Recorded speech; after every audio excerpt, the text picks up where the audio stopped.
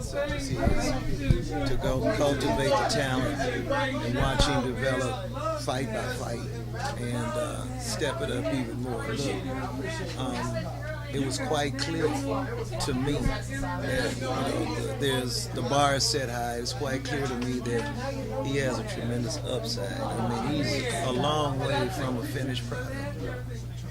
This gives you a lot of joy to watch a young man grow. It does. It really does because, again, being coming from being at the top of the amateur game, so to speak, like I was, you get an opportunity to see kids when they're 9 and 10 years old. I mean, I've seen Timothy Bradley at 9. I've seen Lamont Peterson at 9. I've seen a lot of these great Austin Trout at 10. I've seen a lot of these fighters at 10, 11, 12 years old.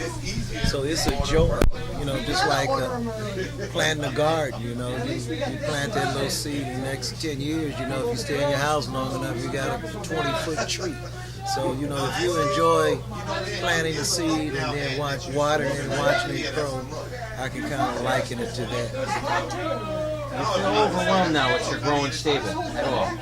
Not at all, because, I took particular steps to make sure that it was balanced and that it was not a situation that one would take more of my time away than the other.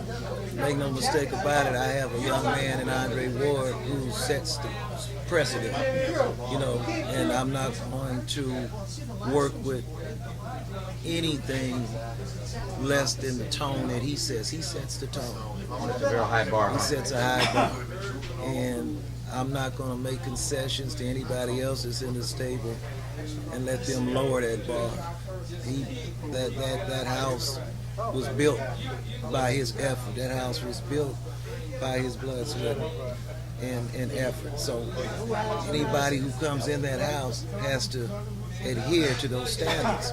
So when that's understood, and the young men that come, the reasons why they come, you get an opportunity to see that they've recognized this from a distance, that they've heard about this, and they want to gravitate towards the same success that he has. So at this point, I don't have a problem in the stable like the young Chavez kid or anything else like that.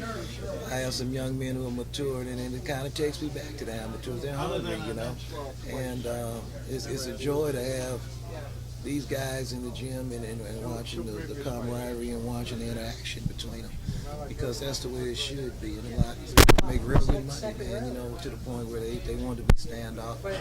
They can be standoffish, but that's not the case. So it's not a chore in the stable. I'm not going to let a bad seed come in and just mess everything else up. So everybody who comes in has to possess a certain amount, a certain character to make sure it's a fit.